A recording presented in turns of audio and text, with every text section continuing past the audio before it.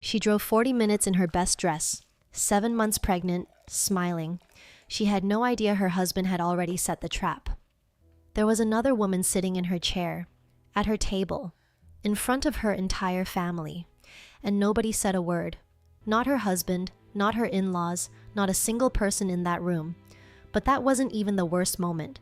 The worst moment came when a 62-year-old woman, completely calm, completely deliberate, picked up a heavy crystal pitcher and poured every drop of ice-cold water directly onto that pregnant woman's body, in front of everyone, and her husband just stood there, holding his glass, not moving, not speaking, not even flinching. What happened 19 minutes later, nobody in that house was prepared for. The cruelest betrayals don't arrive with shouting.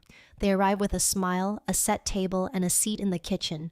If the people who are supposed to love you keep making you smaller, that is not love. That is management. Cecily's story is for every woman who has ever smiled through pain she didn't deserve, who gave up a career, a dream, a piece of herself for a man who was quietly building a life without her.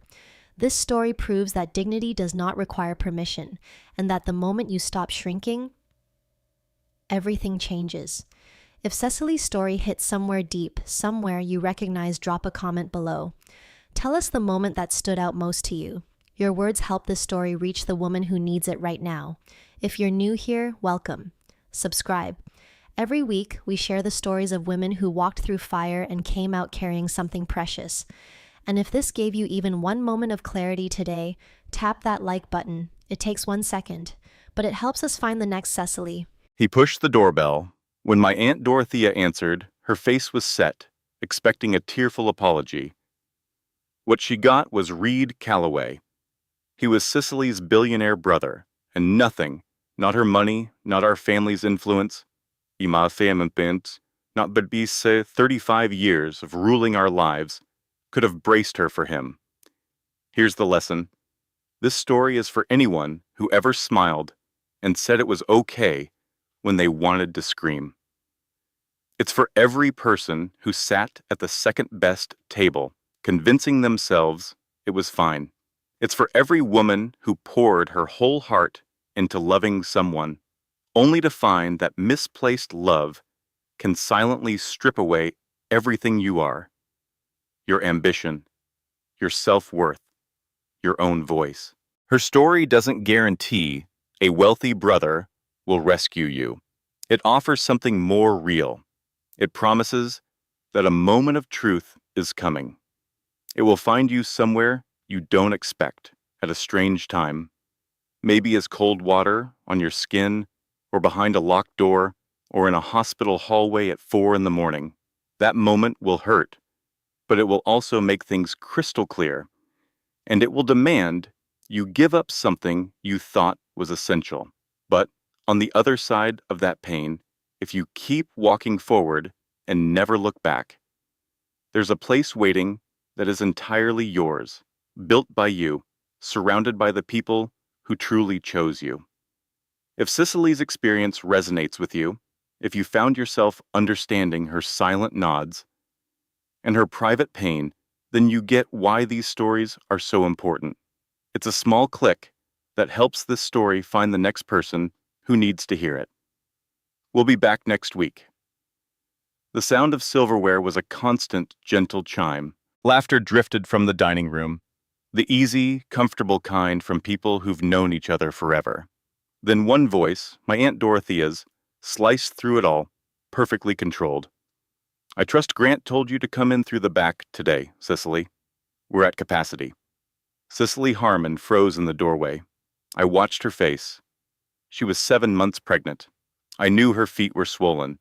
She had on that blue dress, the one we'd found together just 2 weeks before, the one that made her look like herself again.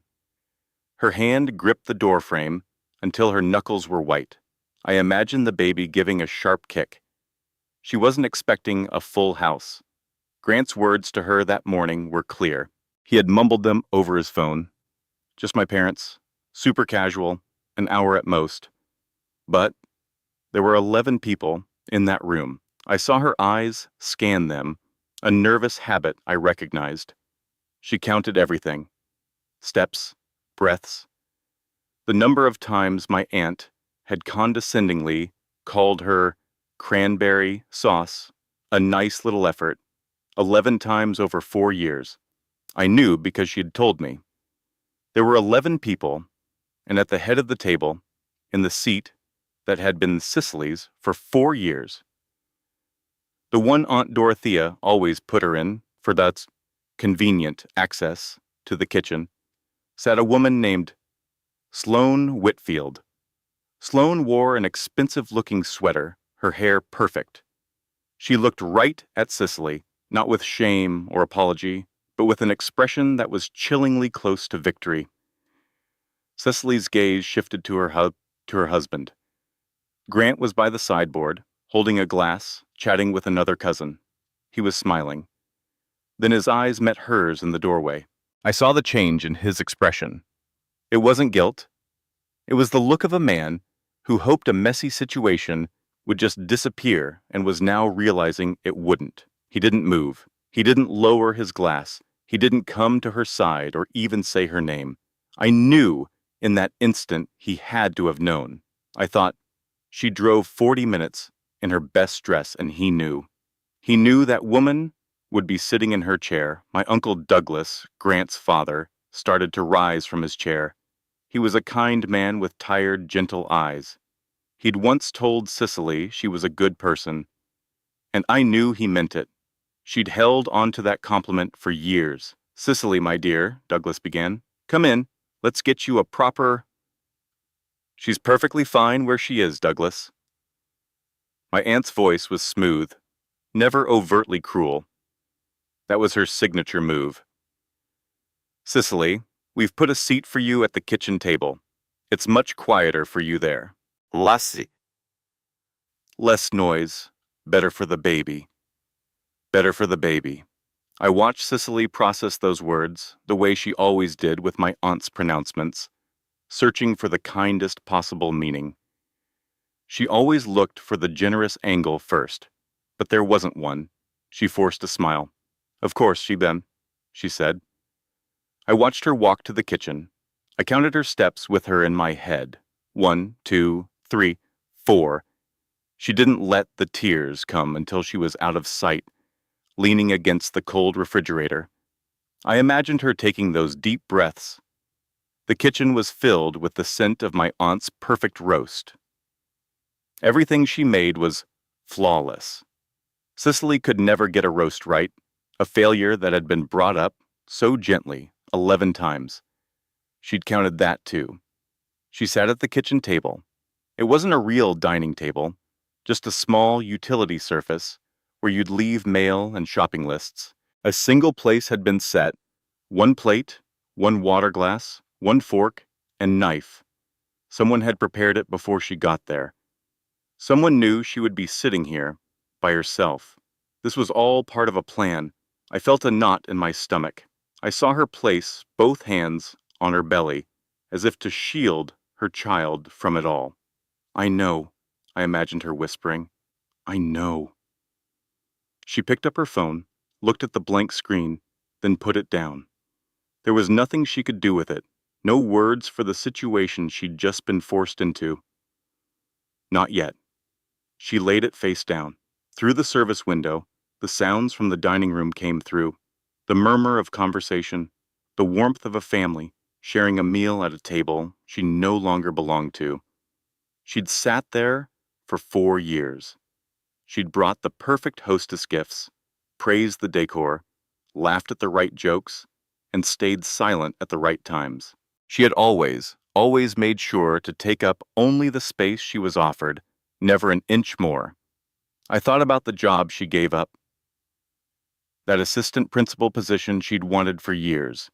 She'd said no because Grant was relocating for his job, because she believed they were a team.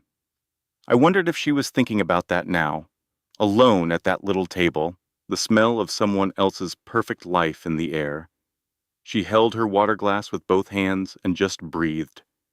The pass-through window was slightly ajar, and through it I heard my Aunt Dorothea's voice, bright and clear, the one she used for her favorites. Sloane, I want you to understand. No matter what happens, you will always have a seat at this table. No matter what happens, I saw Cicely put her glass down, her hand trembling. No matter what happens, she stared at that single, lonely plate. And that's when I slipped my phone out of my pocket, my own hand shaking, and found her brother's name. It began with a car, I remember. A sleek, unfamiliar sedan that started appearing in the Harmon's driveway last summer.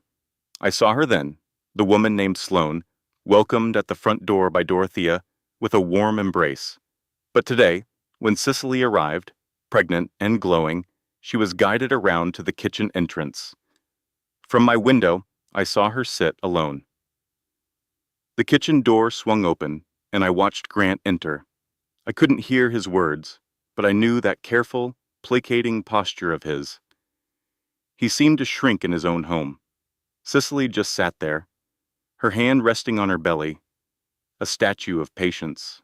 He was speaking at her, not to her, holding a glass of sparkling water like a shield. I knew he was lying, even from across the lawn. I'd seen it enough times before. He always got that look when he was cornered, a slight tilt of his head, as if asking a question he already knew the answer to. His eyes, I could see even from here, wouldn't be meeting hers. They'd be fixed on her forehead. I watched her finally speak, her question silent to me, but carrying an obvious weight that made Grant's jaw clench. He shifted his stance, the picture of guilt. The whole team, he must have said. A work situation, but I knew better. I'd seen that car every other Sunday. There was no team, there was only her. I did the math in my head, the same math Cicely was likely doing in that silent kitchen. August. It was March now, 7 months. For 7 months, that woman had been inside at the family table, while the expectant mother was relegated to the kitchen. I saw him stand there, trapped by a question I couldn't hear. The silence stretched, visible even through the glass. I've known Dorothea for 20 years. I know how she operates. She doesn't do things by accident. Sending Cicely to the kitchen wasn't about seating arrangements. It was a deliberate act of cruelty, a containment strategy. It was a clear message about who belonged and who was disposable. I felt a familiar sickness rise in my stomach, the guilt of a neighbor who sees too much and says too little. Dorothea knew. Of course she knew. She likely orchestrated the entire affair. And from my window, I watched Cicely absorb this terrible truth, her posture unchanging, her quiet dignity, a stark contrast to the ugliness I was witnessing. I remember when they first moved in, how he'd look at her like she was the only thing that mattered. Now, I watched a man I barely recognized, a stranger in his own life. He couldn't even look his wife in the eye.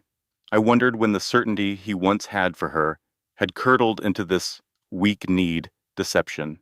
You thought it would be fine? Her body language screamed the words my ears couldn't catch. You thought bringing your mistress to your mother's house, into my space, would be fine? I remembered seeing his car at a downtown restaurant back in December, parked right next to that same sedan. A client dinner, I'd heard him tell Cicely on the phone while gardening. The lie was so easy for him then.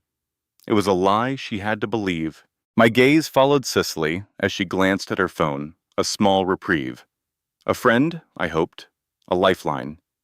Then, a sudden movement in the dining room caught my eye. I couldn't hear the words, only a sharp, pained cry from Douglas, a sound so unlike his usual calm demeanor. Then, a splash. The sound wasn't loud, but its implication echoed across the manicured lawns between our houses. My heart hammered against my ribs. Another silence fell over that house, but this one was different. It was jagged, electric with shock. I knew, with a certainty that chilled me to the bone, that whatever was happening, the point of no return had been crossed. My own inaction felt like a stone in my gut. And then I saw Cicely move. She didn't run. She walked with a purpose I had never seen in her before, pushing through the kitchen door and back into the heart of the storm. She was done being sidelined. Through the large dining room window, I saw the scene. 11 people, frozen, staring. Sloane was there, talking animatedly, just a moment before, her hands gesturing as if describing something.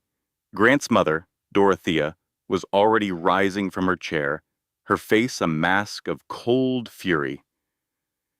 Cicely appeared in the doorway, and the entire room held its breath.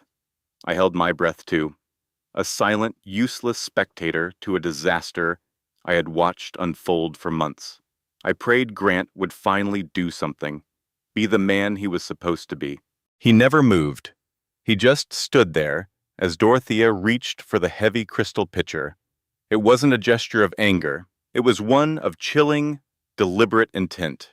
She lifted it with 2 steady hands and poured. A long, graceful stream of ice water arced across the table, soaking Cicely from shoulder to hip. The dark blue of her dress turned nearly black as it clung to her, outlining the swell of her pregnancy. The room was utterly still, a tableau of shock. I saw Cicely flinch, not from the cold, but as the baby kicked inside her, startled. She didn't make a sound, just stood there, dripping and dignified, while Dorothea placed the empty pitcher back on the table with a quiet, final click. "I think it's time for you to go," I imagined Dorothea saying, her voice dripping with false regret. Making a scene. The irony was suffocating. Grant was a statue, his face a perfect portrait of a man watching his life crumble because of his own cowardice. Douglas looked gray, utterly broken by his wife's cruelty. But it was Sloane's oddly face that stuck with me. From across the room, her expression wasn't one of victory. It was shame, pure, unadulterated shame. As Cicely finally turned and walked away, I felt my own shame burn hotter than ever. I had watched this happen. I had let this happen. I remember the sound of the glass pitcher hitting the table, a heavy thud that cut through the polite Sunday chatter. Then the gasp, a collective intake of breath from 11 people who couldn't believe what they'd just seen. I watched Dorothea stand there, her hands still in the air, as water dripped from Cicely's hair onto her dress. And then Cicely laughed. It wasn't a crazy laugh, but a clear, knowing one, as if a puzzle she'd been working on for months finally clicked into place. She simply turned and walked away, through the kitchen, grabbing her purse from a chair as she went. I saw her go into the downstairs bathroom and heard the lock click. The rest of us just sat there, trapped in a silence as cold as the water that had just been poured. We were all frozen. Dorothea sat back down, a queen surveying a court she had just terrified into submission. No one spoke. For what felt like an eternity, the only sound was the clock ticking on the mantel. I wanted to get up, to follow Cicely, to say something, anything. But what? I was just a guest, an old family friend who knew his place. To challenge Dorothea in her own home was unthinkable. So I sat, my hands clenched under the table, my silence a heavy coat I couldn't shrug off. The air was thick with what wasn't being said, a suffocating quiet that was far worse than any shouting match. I felt like a coward, watching it all unfold and doing absolutely nothing. Time stretched on. Grant, her husband, just sat there, swirling the wine in his glass, his face a mask of practiced indifference. I stared at him, trying to catch his eye, trying to will him to go check on his pregnant wife. He never looked up. I imagined Cicely in that bathroom, alone and soaked. I felt a knot of shame tighten in my gut. I had seen the small slights, the subtle put-downs, for years. I had watched Dorothea slowly chip away at her, and I had always looked away, telling myself it wasn't my business. Now, staring at the wet spot on the carpet, I knew my silence had made me complicit. I was part of the problem. I don't know how long we sat there before the doorbell rang. It was a sharp, insistent sound that shattered the fragile calm. A ripple of confusion went around the table. No one was expected. Dorothea composed herself, rising with that regal air she had, the perfect hostess, once more. She thought she was in control. We all did. I felt a strange sense of dread, and buried deep beneath it, a flicker of hope. Something was about to change. I just prayed it would be for the better, for Cicely. That moment, waiting to see who was at the door, felt like holding my breath underwater, waiting to see if I would finally break the surface. When Dorothea opened the door, the shift in the room was immediate. It was Reed, Cicely's brother. I saw him there in 19 minutes. I'd have bet my life on his timing. He wasn't loud or aggressive, but he filled the doorway with an authority that instantly dwarfed Dorothea's. I'd seen that look on his face before, a calm, focused intensity that meant he had already assessed the situation and planned his next 10 moves. It was the look of a man who had come to fix something, and heaven help anyone who stood in his way. For the first time all afternoon, I saw a flicker of uncertainty in Dorothea's eyes. The balance of power had just walked through the front door. "Where's my sister?" His voice was quiet, but it cut through the air like a razor. From the hallway, I saw Cicely emerge from the bathroom, her face serene. Dorothea tried to play it off, her voice dripping with false concern. "Mr. Calloway, this is a family matter." Reed didn't even blink. "She told me," he said, "that you poured a pitcher of cold water on her." He looked straight at Dorothea. "She is 7 months pregnant." The words hung in the air, an indictment for us all. "I am fully aware of your grandchild," Reed continued, his voice dangerously level. "I just want to be certain we're describing the same event." In that moment, the charade of a perfect family lunch was utterly destroyed. Grant finally stood up, a man trying to find his footing on shifting ground. "Reed," he started, "I understand you're concerned, but..." Reed turned his gaze on him, and it was devastatingly simple. "You let your mother pour cold water on your pregnant wife," he said, "and then you stood there." The silence that followed was absolute because it was the unvarnished truth. Grant had nothing to say.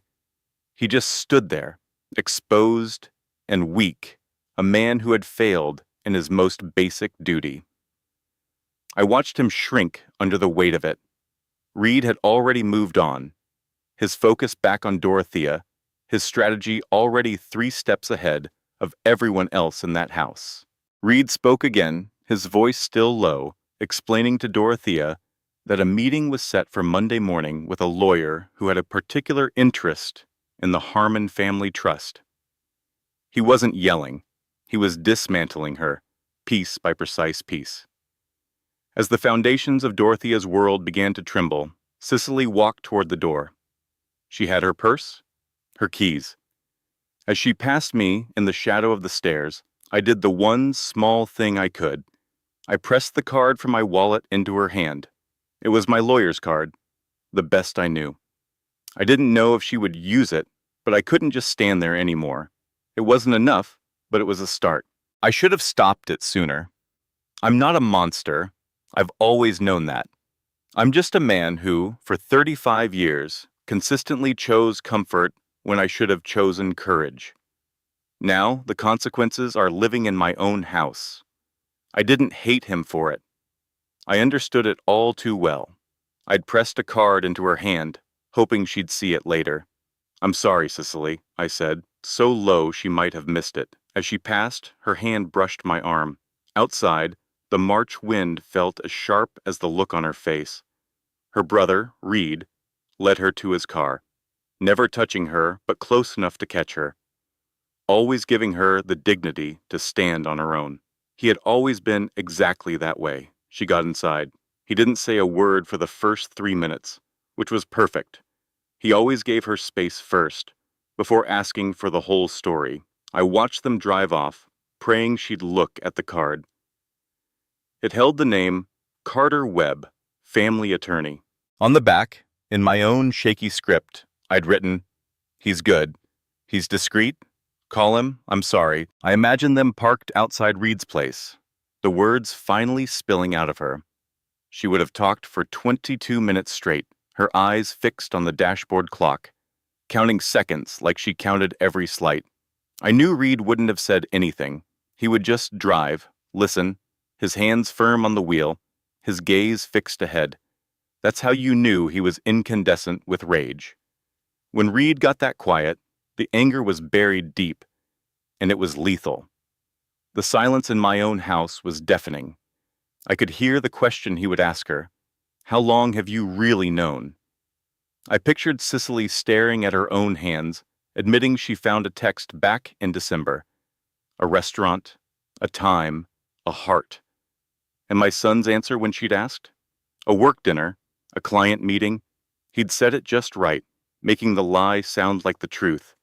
I knew she'd believed him, because she had to. I'd seen it in her eyes for months. It's a bitter pill, needing a lie to be true. It was never just one thing. It was the 1,000 little cuts. That's what I couldn't forgive myself for ignoring. I remember her first Christmas with us when she'd proudly brought her mother's cranberry recipe. Dorothea just set it on a side table, untouched, and said, "We have a system." Cicely had laughed it off. Even told Grant in the car that she thought his mother liked it. She tried so hard to believe her own reassurances. Then there was the baby announcement. The test on the counter, my son's face when he saw it. That pause, just a second too long, before he said, "Huh, I'll call Mom." Not us. Not let's call your mother. Always his mother, his news. I remember the nights I'd see the faint glow of her phone screen from their bedroom door, knowing she was torturing herself, searching for a truth she wasn't ready to find. I saw her erase her search history once, when I borrowed her tablet. She was ashamed of her own suspicions, hiding them from herself. I imagined her telling Reed everything now, the poison finally being drawn out. He would just listen, his face a mask, which meant the anger was building. "You've been carrying all this alone," he'd say. And she would explain how she was just trying to hold on, get through the pregnancy, find solid ground before facing the storm. "I know," she'd whisper. I saw her press her hand to the window as they drove, the city lights blurring past. I deserved better than this. She'd say it not as a complaint, but as a fact. One she'd known for a long time, but didn't know how to act on. And Reed would just say, "Yes." Nothing more. Just that one solid word of agreement. They would go up to his apartment. Reed's place was just like him, tasteful, uncluttered, and deeply comfortable because he'd thought about what comfort truly meant. Not like this house. He would have made her chamomile tea with honey without even asking. He'd kept it on hand ever since she was 22 and spent 3 weeks on his sofa recovering from a broken heart. I could see her now, curled on that couch, both hands around the warm mug as the baby shifted inside her. She'd put a hand on her belly, a small, unconscious movement. "She's active," she'd tell him. And Reed, sitting across from her, would have a look on his face I'd seen only a few times, so fiercely protective. It was almost painful to watch before he smoothed it back into calm. "Takes after her mother," he'd say. Then her phone would light up. Grant. I knew it. And I knew she'd turn it face down without answering. "He's just asking you to come home," I heard my wife say from the other room. No, I thought. He's asking her to make it easy for him. He has always asked her to do that, and she has always obliged. She was an expert at it. I stood in the doorway of the living room, watching my son pace. I set my glass down on the table. She's done being good at that, I thought. I looked at my son, a long, hard look. What he wanted didn't matter anymore. For 4 years, Cicely had been so busy managing everyone else's needs that she'd forgotten she had any of her own. I pictured her sitting there, in the quiet of her brother's apartment, letting the question hang in the air, not rushing to give the easy answer.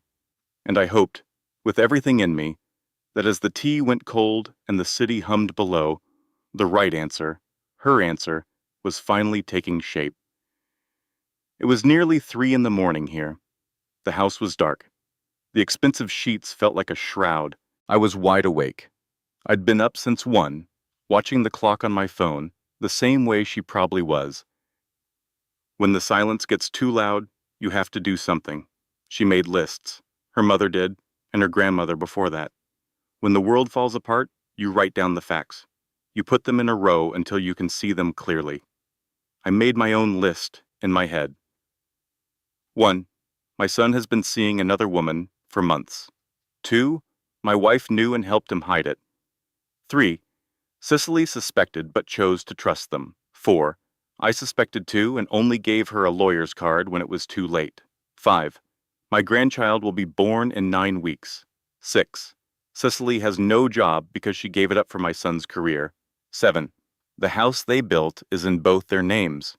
I put my $40,000 into that renovation, I thought with a pang of useless anger. 8. She loves him.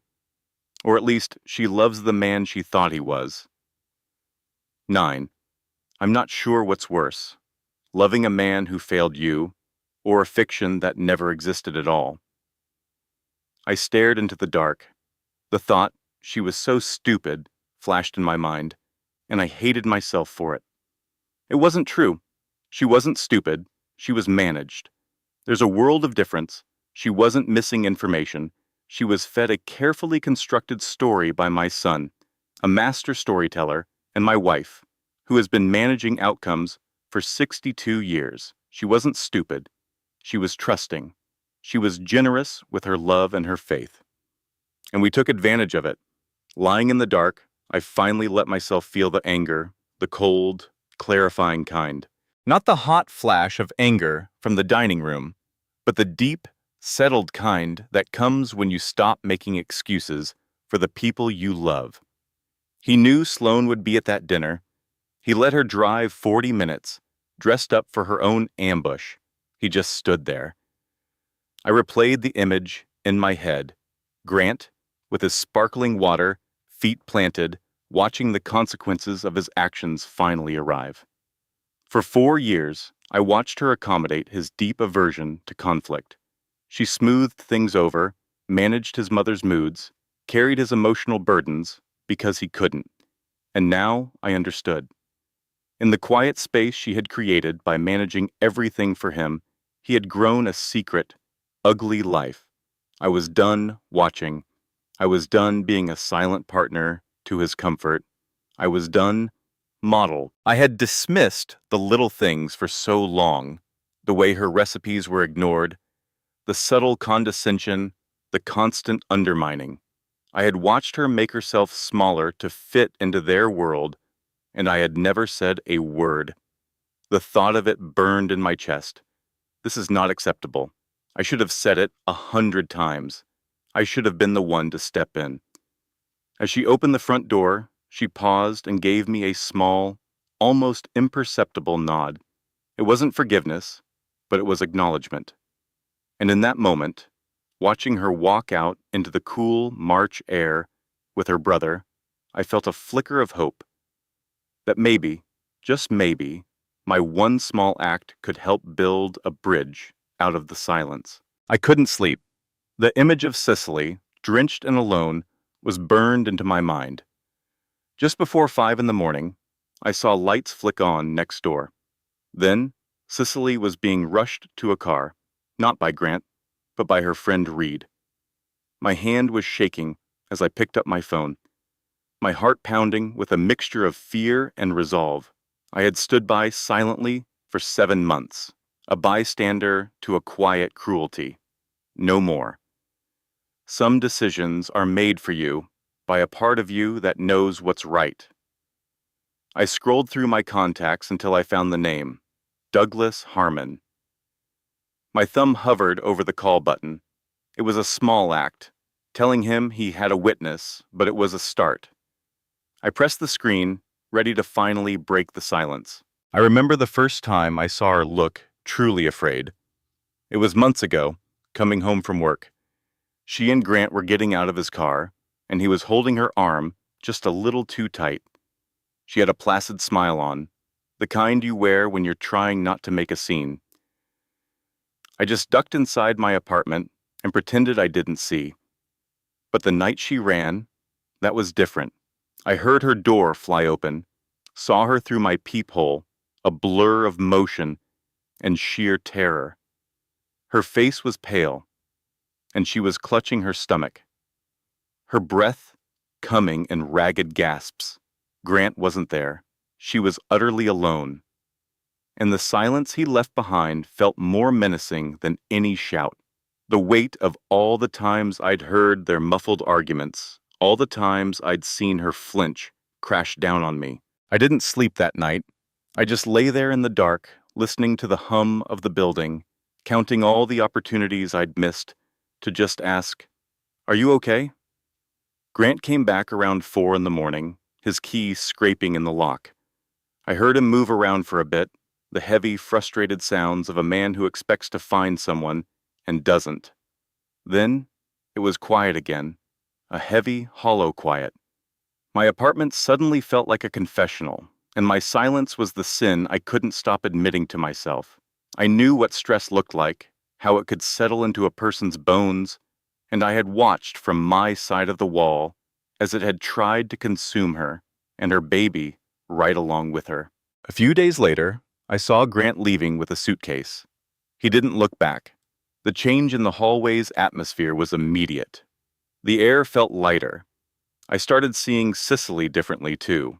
I'd catch a glimpse of her through her window, just standing there, not crying, but looking out with a new kind of stillness. She wasn't a woman waiting for something to happen to her anymore. She was deciding what would happen next. Reed, the guy from downstairs, was around more, bringing her groceries, just talking to her on the steps. I saw the beginning of a fortress being built, brick by quiet brick, and I felt a profound shame that I had never even offered a single stone. I kept watching, my guilt a constant companion. The terrible coffee I made each morning felt like a penance. From my window, I saw her sometimes, just walking, her pace slow and deliberate. One morning, I saw a sleek car pull up and a woman get out, looking exhausted. They went for coffee. I didn't know who she was, but I could tell from her posture she was an ally, not a threat.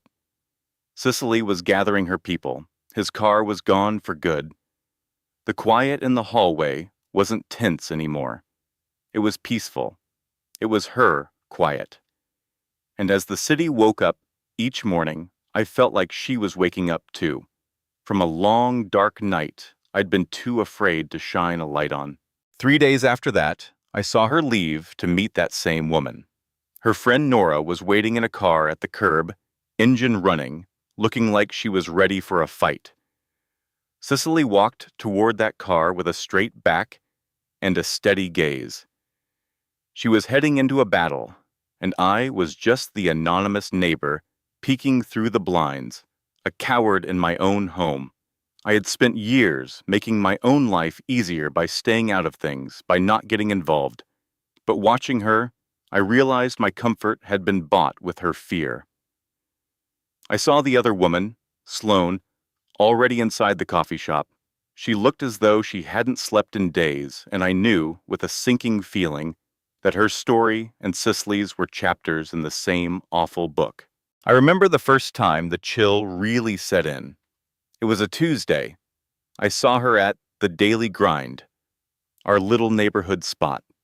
Cicely was there first, her hands wrapped around a mug of what I guessed was herbal tea.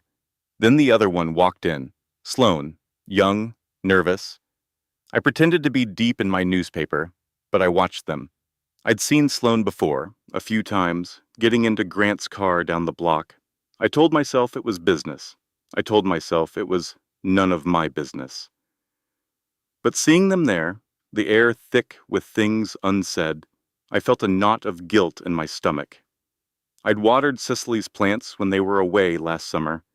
I should have said something. I should have asked her if she was okay.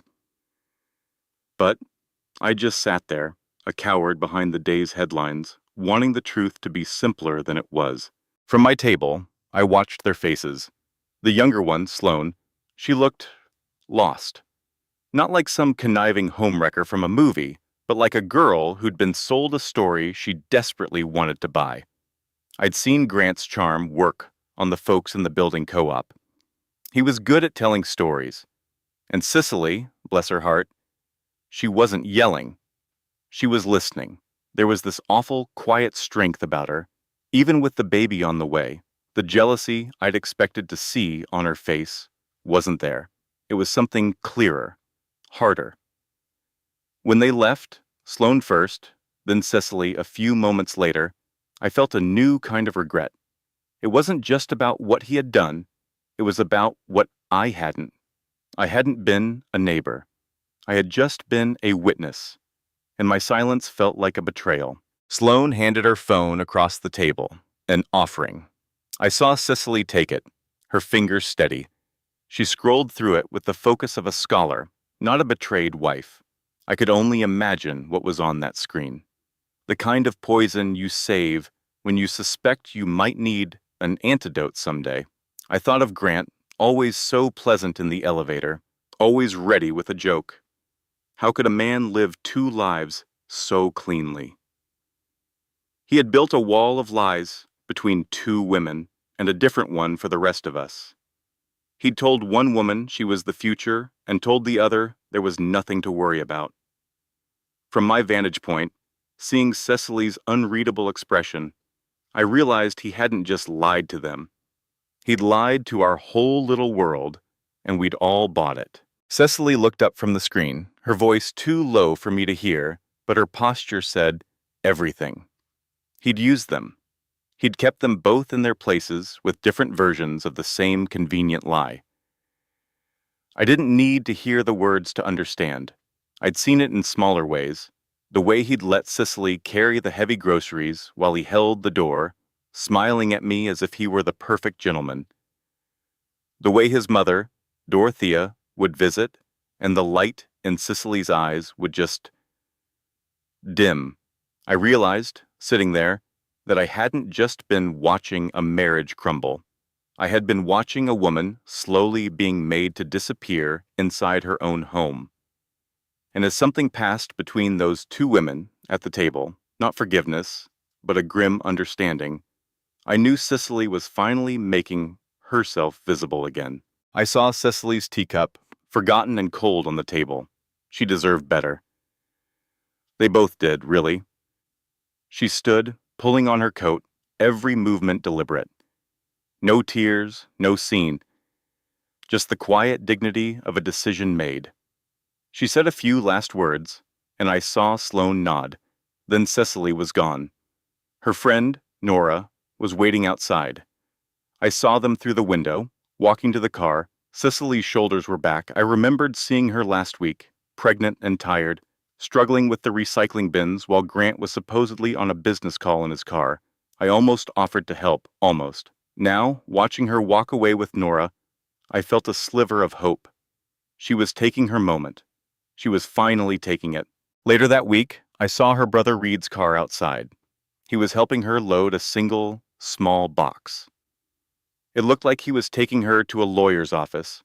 A man like that Reed, you could tell he was solid, precise. I imagined the scene inside that office. Lawyers don't deal in feelings. They deal in patterns. And I had seen the pattern. Grant's late nights, the hushed phone calls in the stairwell, the way he started parking a street over.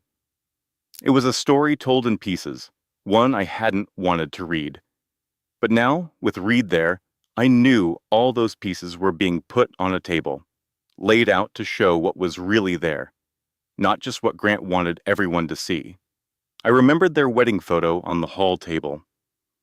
I wore blue to that reception. It feels like a lifetime ago. The evidence must have been a dam breaking. The lawyer would see it all. The slow drain of money I'm sure was happening. The story the phone records told. A story of misrepresentation, of outright lies told to a third party. Courts don't like that. I saw his mother, Dorothea, arrive the next day. She stormed into the lobby like a thundercloud, her face pinched with fury. She always did have a way of making the whole floor feel cold. I knew she would tell him to fight, to deny everything. That's her way. But I also knew that men like Grant, men who have never stood on their own 2 feet, don't do well when the structure holding them up is exposed. The math, as they say, was about to become very clear, even for her. I mostly felt fear for her, I think. But watching the movers that Friday, there was no fear on Cicely's face. Just focus. She was moving into an apartment in her brother's building, just 3 floors down from him. I overheard Reed telling the doorman. It wasn't a favor, he'd insisted, just a vacant unit. But we all knew it was more than that. It was a sanctuary. I watched her on the phone, a notepad in her hand, lining everything up. Doctors, insurance, movers. She was building a new life brick by brick, right in front of us. It was the most systematic, satisfying thing I had witnessed in a very long time. It felt solid, real, a quiet sensation of a decision that had already been made. Then, she called her mother. I hope she found comfort there. I had been dreading this part, seeing him again. Grant showed up that Wednesday, led in by Reed, which surprised me. Cecily met him in the lobby, right by the front windows. Smart girl. No scenes, no chance for him to corner her. He looked awful, like he hadn't slept in days. As they spoke, a letter for Cecily was accidentally slipped under my door. It was from the moving company, a final receipt. For hours it sat on my table, a symbol of my silence. When Grant left the lobby, looking utterly defeated, I saw my chance. I opened my door as he passed. Grant, I said, my voice shaking a little. I held out the envelope. This came for Cecily. I believe she's moved on. It wasn't much, but it was the truth. It was my truth, finally spoken. He came back one last time. Grant. He looked terrible, like someone who had finally realized that blaming everyone else leaves you entirely alone. He tried to get into the building, but his key didn't work. He saw me coming with my mail, and for a second, I thought he'd ask me for help. I just stared at him, my face a blank wall. For the first time, I didn't look away. I didn't smile politely. I just looked. He saw there was no help for him here. He knew, and she had known it too, that a love that doesn't protect isn't love at all. As I watched him walk away, I knew with absolute certainty I'd never see him in our hallway again. Our daughter was safe from him, I thought, and then corrected myself. Her daughter. I remember seeing her that first day, the day it all began to unravel. She wasn't celebrating.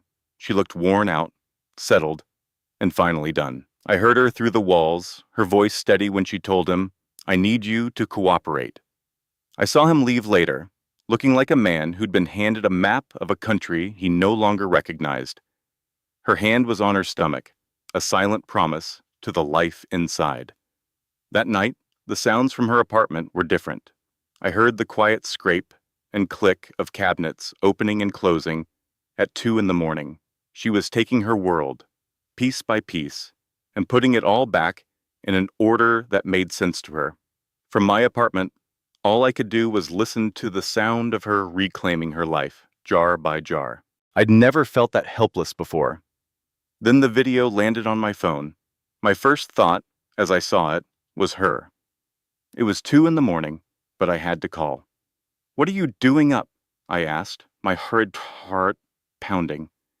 Alphabetizing spices, she said, and for a reason I couldn't explain, it was the most Cecily thing I'd ever heard. I took a breath. Of course you are, I managed. Then I had to tell her. Dorothea had a luncheon, I began, my voice tight. Her friends were there. I heard her set something down, a faint clink over the line. She already knew something was wrong. She told me Douglas had called Carter, that he'd had enough. She was quiet for a moment, processing. He called Carter, she repeated, her voice distant. I knew then I had to tell her the rest. There's more, I said. You should probably sit down. I could hear the silence on the line as she watched it. 19 seconds. That's all it took to show the world what I'd been seeing for years. A woman in a blue dress, a pitcher of water, and a quiet, brutal sentence. The whole ugly truth, perfectly captured. I held my breath, waiting for her reaction.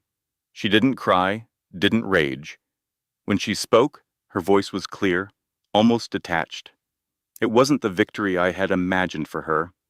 It was something quieter, more somber. She was watching a reckoning she hadn't caused, but had certainly endured. "What do I do with this?" she asked me, and the answer was the easiest thing I'd said all night. "Nothing," I told her. "You don't have to do a thing." The internet was already doing it for her. It was out of our hands, finally. I always knew it wasn't her. For 4 years, I watched her try. I saw her shrink herself, bit by bit, hoping to find a space small enough to fit into that family without causing friction. Now, watching the fallout from that video, I knew she finally saw it too. She was never the issue that needed fixing. She was just in the way of Dorothea controlling her son's life. There was no version of enough that would have ever satisfied that woman. I felt no joy watching Dorothea's perfect world crack, just a strange sort of pity. The documents Douglas provided a day later confirmed it all. A careful, calculated plan to leave Cicely with nothing. They were getting ready for this. While she was still trying, still bringing wine to Sunday dinner, and hoping her recipes would finally be praised.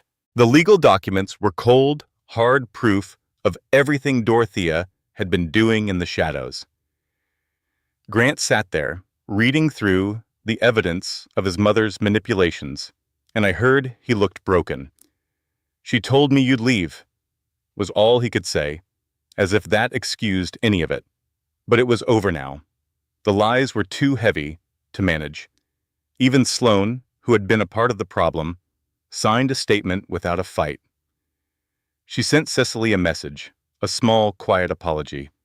"I hope it helps." Cicely just replied, "Thank you." Dorothea tried calling, again and again, but Cicely let her lawyer handle it.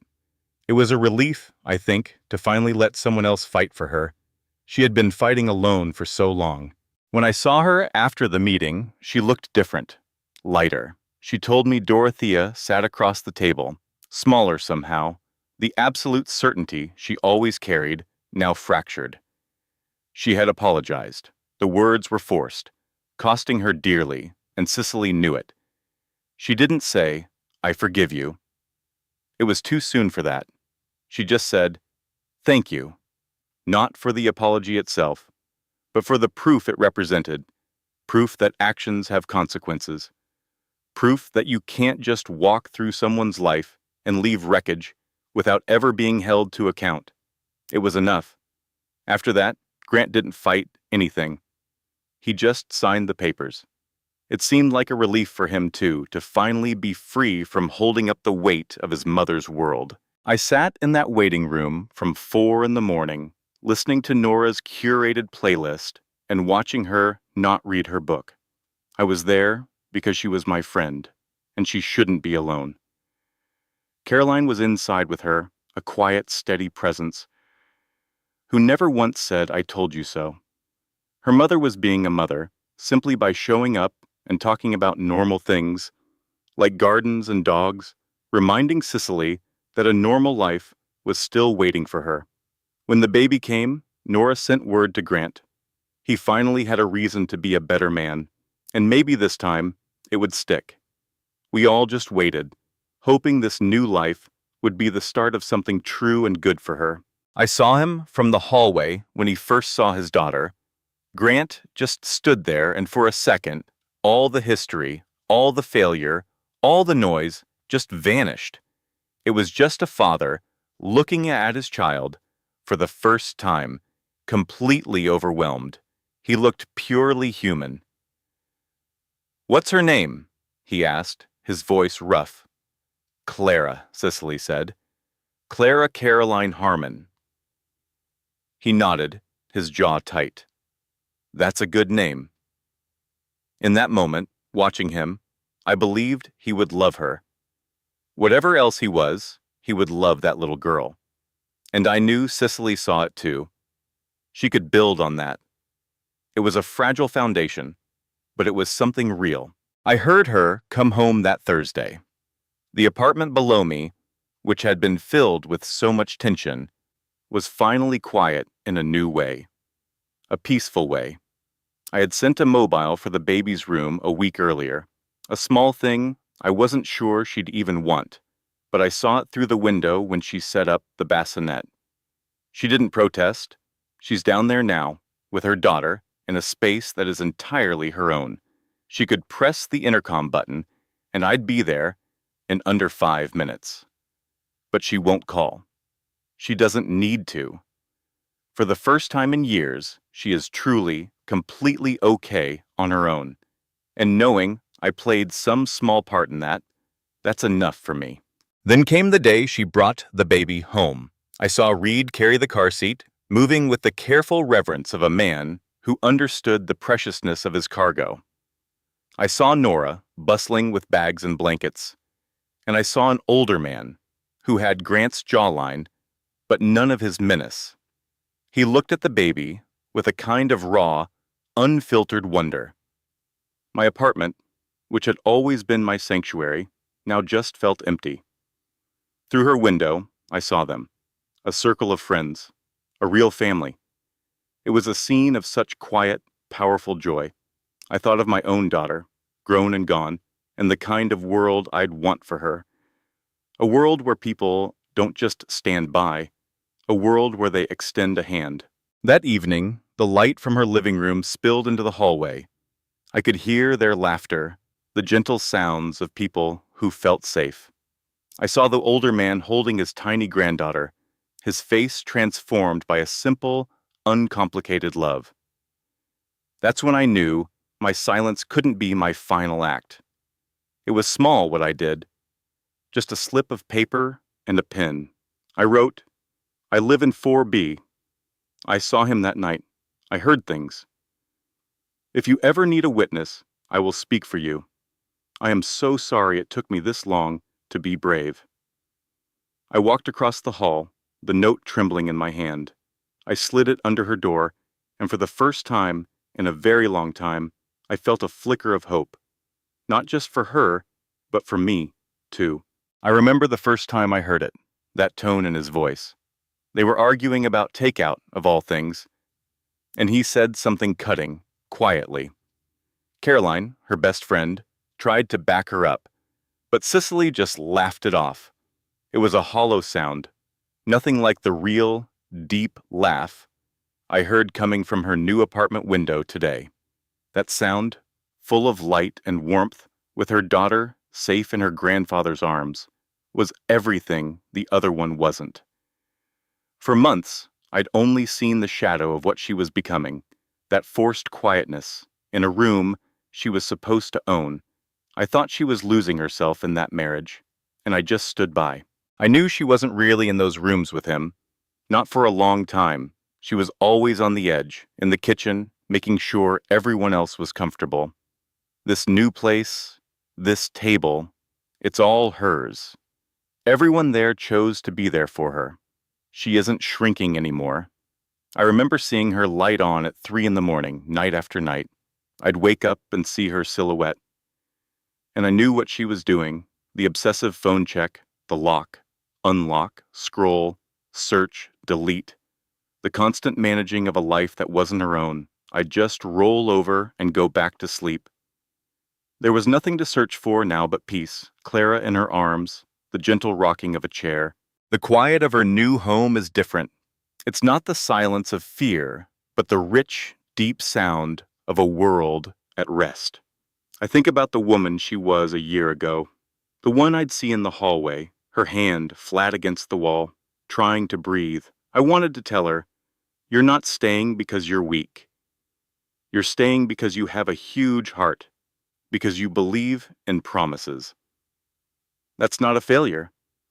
But I also wanted to grab her and say, there's a point where staying costs as much as leaving.